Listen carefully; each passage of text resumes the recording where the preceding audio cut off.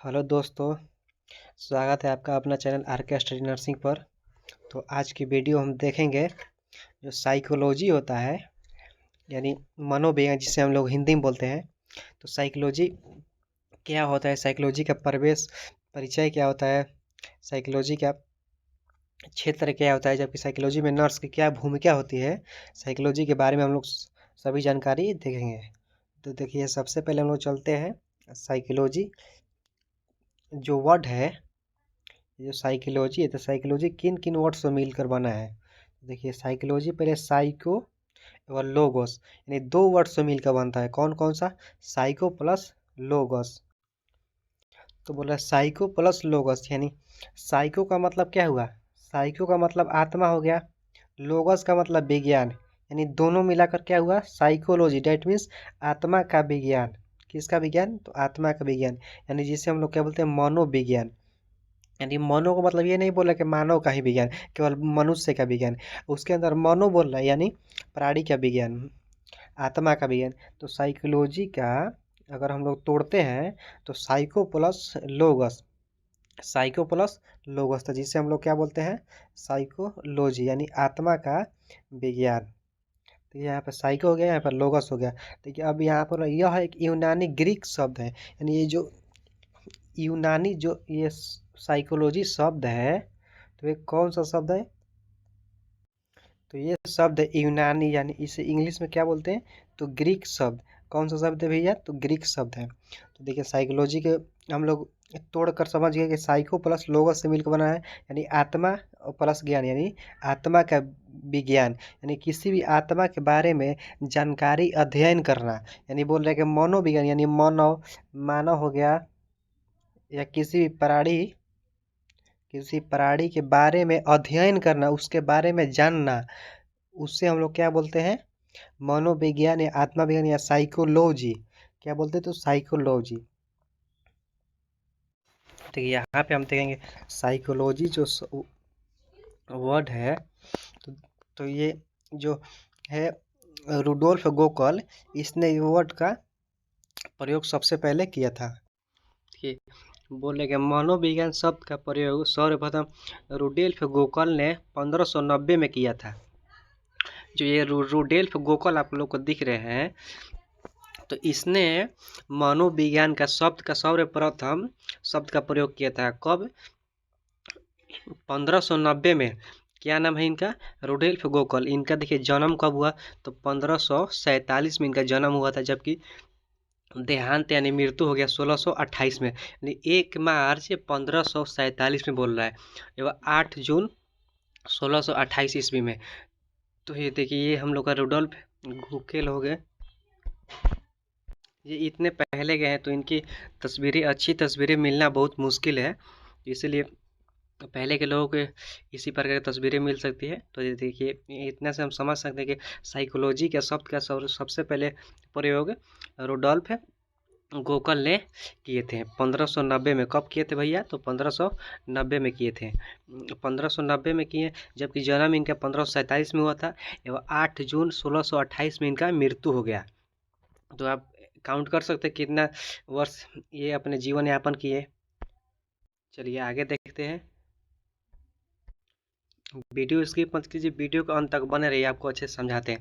देखिए, मनोविज्ञान की परिभाषा सबसे पहले हम लोग देखेंगे। सबसे पहले हम लोग मनोविज्ञान की, अब देखिए, परिभाषा देखते हैं, यानी मनोविज्ञान है क्या।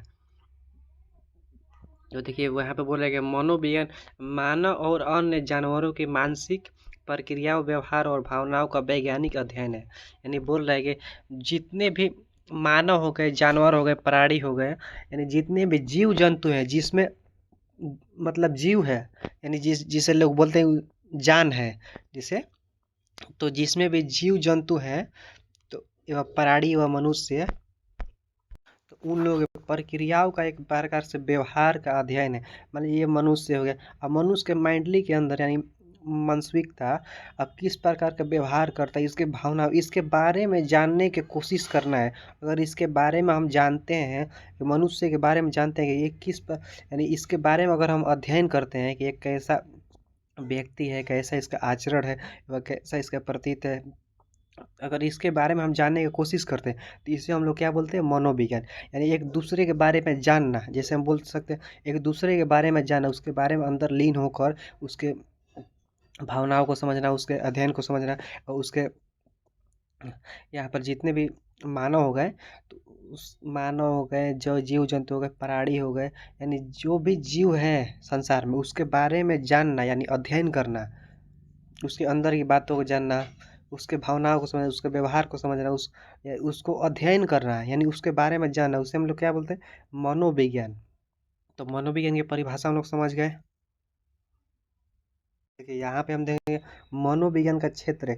देखिए मनोविज्ञान के फील्ड जो है, यानी मनोविज्ञान के क्षेत्र किस प्रकार से मनोविज्ञान के क्षेत्र फैला हुआ है, यानी कहने का मतलब कि मान लीजिए संज्ञा है। अब संज्ञा के 5 प्रकार होता है, उस प्रकार से मनोविज्ञान का जो क्षेत्र है, प्रकार में क्षेत्र में अंतर है, ये भी हम बोल सकते हैं। लेकिन मनोविज्ञान का जो क्षेत्र है, किस प्रकार से इसका क्षेत्र यानी फील्ड फैला हुआ है, किस प्रकार से इसका फील्ड फैला हुआ है, तो ये देखेंगे। सबसे पहला बोल रहा है, ये सबसे पहला हम बोल सकते हैं नैदानिक मनोविज्ञान। कौन सा मनोविज्ञान? सबसे पहले बोल सकते हैं नैदानिक मनोविज्ञान, संज्ञात्मक मनोविज्ञान। कौन सा? तो संज्ञात्मक मनोविज्ञान, व्यवहारिक मनोविज्ञान, शैक्षणिक मनोविज्ञान एवं तुलनात्मक मनोविज्ञान। ये हम एग्जाम्पल, ये आपको हम शॉर्ट में जैसे मनोविज्ञान के क्षेत्र कुछ बताएं। अब इसके अलावा भी बहुत सारे, अब नैदानिक के अंदर भी आते हैं कुछ, संज्ञात्मक के अंदर भी बहुत सारे आते हैं। तो ये आपको स्टेप बाय स्टेप हमको समझाने वाले हैं आपको। देखिए नैदानिक मनोविज्ञान, संज्ञात्मक मनोविज्ञान, व्यवहारिक मनोविज्ञान, शैक्षणिक मनोविज्ञान एवं तुलनात्मक मनोविज्ञान, जो 5 मनोविज्ञान है, मनोविज्ञान का क्षेत्र है, आपको समझाने वाले हैं। तो सबसे पहले देखिए नैदानिक मनोविज्ञान के बारे में हम लोग समझ, अगर नैदानिक मनोविज्ञान के बारे में हम समझते हैं तो ये बोल रहा है नैदानिक मनोविज्ञान। सबसे पहला कौन हुआ? नैदानिक मनोविज्ञान। तो मानसिक और व्यवहारिक स्वास्थ्य से जुड़े, परामर्श से जुड़े क्षेत्र का अध्ययन करना नैदानिक मनोविज्ञान को होता है, कहलाता है। जो मानसिक एवं व्यवहारिक स्वास्थ्य से जुड़े, अब मनोविज्ञान में भी बोल रहा है नैदानिक मनोविज्ञान है। मनोविज्ञान के बारे में हम लोग समझ के उसके बारे में अध्ययन करना है। किसी के, एक मनुष्य है यहाँ पर, अब इसके बारे में हम अध्ययन करते हैं तो उसे मनोविज्ञान बोलते हैं। अब इसमें बोले नैदानिक मनोविज्ञान। नैदानिक मनोविज्ञान भैया क्या होता है, तो कि मानसिक और व्यवहारिक, इसका जो मन है, इसके मन के साथ जो भी व्यवहार कर रहा है, स्वास्थ्य से जुड़े, यानी जो इसका हेल्थी है, हेल्थ, इससे जुड़े, परामर्श से जुड़े क्षेत्र का अध्ययन करना, यानी जो इसका स्वास्थ्य है, यानी स्वस्थ रहना, हेल्थ अनहेल्थ, यानी जो हेल्दी से जुड़े अगर व्यवहार करेंगे, वह काउंसलिंग, परामर्श मतलब काउंसलिंग यानी काउंटिंग करना। तो काउंसलिंग के अनुसार इसका क्षेत्रों का अध्ययन करना नैदानिक मनोविज्ञान कहलाता है। क्या कहलाता है भैया? तो नैदानिक मनोविज्ञान। अब देखिए दूसरा में क्या था, 2 नंबर में हम देखेंगे संज्ञात्मक मनोविज्ञान। ठीक है, संज्ञात्मक मनोविज्ञान में बोल सकते हैं संज्ञा करना। क्या करना? संज्ञा करना। इससे आपको वर्ड से ही मालूम चलेगा संज्ञा करना। मानसिक प्रक्रियाओं का अध्ययन करना। शॉर्ट में आपको हम बताने वाले हैं, आप पहले आप समझिए, समझने के अनुसार आप खुद अपने से सॉल्व कर सकते हैं। तो ये बोला कि मानसिक प्रक्रियाओं का अध्ययन, केवल मन के बारे में जानना। ये मान लीजिए डॉक्टर है, किसी के माइंडली चेकअप कर रहा है, सीधी सी बात है, तो केवल उसका मन के बारे में जानना चाहता है, न कि उसका अनहेल्दी के बारे में जानना चाहता है या स्वास्थ्य के बारे में जानना चाहता है और कुछ के बारे में जानता है। केवल मानसिक प्रक्रियाओं का अध्ययन करना संज्ञात्मक मनोविज्ञान। अब इसका मानसिक प्रक्रियाओं कैसा होता है, निगेटिव हो या पॉजिटिव हो, यानी नकारात्मक व्यवहार है या सकारात्मक व्यवहार है, उससे हम लोग क्या बोलते हैं, संज्ञात्मक मनोविज्ञान। यानी मानसिक, केवल मानसिक बोल रहा है, ये केवल मानसिक चेकअप कर रहा है, तो इसे बोलते हैं मानसिक प्रक्रियाओं का अध्ययन करना। किसके अंदर आता है? तो संज्ञात्मक मनोविज्ञान के अंदर आता है। ये 3 नंबर में हम देखेंगे कि 3 नंबर बोला कि व्यवहारिक मनोविज्ञान। कौन सा मनोविज्ञान भैया? तो व्यवहारिक मनोविज्ञान। अब व्यवहारिक मनोविज्ञान के अंदर बोल रहा है कि व्यवहार को समझने के लिए कंडीशनिंग के तरीकों का इस्तेमाल करना। अब कंडीशनिंग क्या होता है? व्यवहार को समझने के लिए। अब देखिए ये मान लीजिए यहाँ पर कोई प्राणी हो गया, इससे हम लोग क्या बोलते हैं, कुत्ता बोल सकते हैं, डॉगी बोल सकते हैं। मान लीजिए कुत्ता, अब इसके व्यवहार को ये समझने के लिए कुछ यहाँ पर देकर ललचा रहा है। क्या कर रहा है? ललचा रहा है कि ये इसके बारे में व्यवहार को जांच रहा है कि ये किस प्रकार से व्यवहार कर रहा है। जैसे कि मान लीजिए तुरंत छीन ले रहा है या काट ले रहा है, जैसे हम लोग बोल सकते हैं। मान लीजिए किसी कुत्ते या बिल्ली को अगर आप कुछ खाने वाले सेब या फल दिखाते हैं तो वो क्या करता है, तुरंत झपट लेता है या आराम से लेकर खाता है। तो इस प्रकार के व्यवहारिक मनोविज्ञान यानी केवल व्यवहार देख रहा है। क्या देख रहा है? व्यवहार देख रहा है। ये जो इसका मालिक है, इसको कुत्ते को दिखाकर कुछ केवल इसका व्यवहार किडिसिंग के तरीक़ों का इस्तेमाल कर रहा है। क्या कर रहा है? किडिसिनिंग तरीक़ों का इस्तेमाल, यानी इसके व्यवहार को समझ रहा है केवल। किसका भैया? तो यहाँ पर जो कुत्ता है उसका व्यवहार को समझ रहा है। इससे हम लोग क्या बोलते हैं? व्यवहारिक मनोविज्ञान, केवल व्यवहार को समझना। ठीक है, 4 नंबर हम देखेंगे शैक्षणिक मनोविज्ञान। कौन सा मनोविज्ञान? तो शैक्षणिक मनोविज्ञान। शैक्षणिक मनोविज्ञान के अंदर सीखने से जुड़े कई पहलू का अध्ययन कर रहा है। यानी ये तो सीधी से बोल रहा है, पहले समझिए आप लोग कि सीखने से जुड़े यानी जो भी हम अध्ययन करते हैं, सीखते हैं, मान लीजिए बुक है और यहाँ पर हम लोग का ये ब्रेन हो गया। पहले तो बुक आएगा तब तो ब्रेन आएगा। बुक से हम लोग ब्रेन में अंदर जाएगा। अगर ब्रेन में चला गया तो हम किसी को समझा सकते हैं, डिटेल कर सकते हैं। तो सीखने से जुड़े कई पहलू का अध्ययन कर रहा है। यानी जो ये बुक दिख रहा है आपको, इससे हम मान लीजिए कुछ अध्ययन किया यानी सीखे, तो उसका अध्ययन कर रहे हैं, उसके बारे में हम सीख रहे हैं, जान रहे हैं, पढ़ रहे हैं, यानी व्यवहार कर रहे हैं, शैक्षणिक यानी शिक्षा ले रहे हैं। और ब्रेन के अंदर अपने किसके अंदर ले रहे हैं? तो अपने ब्रेन के अंदर लेते हैं। अब ब्रेन के जो भाग होते हैं, सेरेबेलम वगैरह जितने भी भाग होते हैं, तो उसमें मान लीजिए अध्ययन कर रहा है, ब्रेन के बारे में जानने की कोशिश यानी पहलुओं का अध्ययन कर रहा है। किसके बारे में? पहलुओं के बारे में अध्ययन कर रहा है बुक से। यानी शिक्षा सीखने से जुड़े यानी कोई भी ज्ञान ले रहा है, यानी ज्ञान लेना शैक्षणिक मनोविज्ञान हो। ज्ञान लेना एवं सीखना, अध्ययन करना शैक्षणिक मनोविज्ञान के अंदर आता है। यहाँ पे हम देखेंगे, बोल रहे कि तुलनात्मक मनोविज्ञान। कौन सा मनोविज्ञान भैया? कि तुलनात्मक मनोविज्ञान। यानी आप लोग को ये तुलनात्मक से ही लग रहा है, तुलना करना। क्या करना? तुलना करना, यानी एक दूसरे से तुलना करना। किस प्रकार के मनोविज्ञान? तो एक दूसरे से तुलना करना। तुलनात्मक यानी तुलनात्मक यानी दूसरे से तुलना करना है। पशुओं और इंसानों के व्यवहार और मानसिक प्रक्रियाओं के में अंतर का अध्ययन कर। जो पशु है, मान लीजिए यहाँ पर ये पशु हो गया एवं मनुष्य हो गया।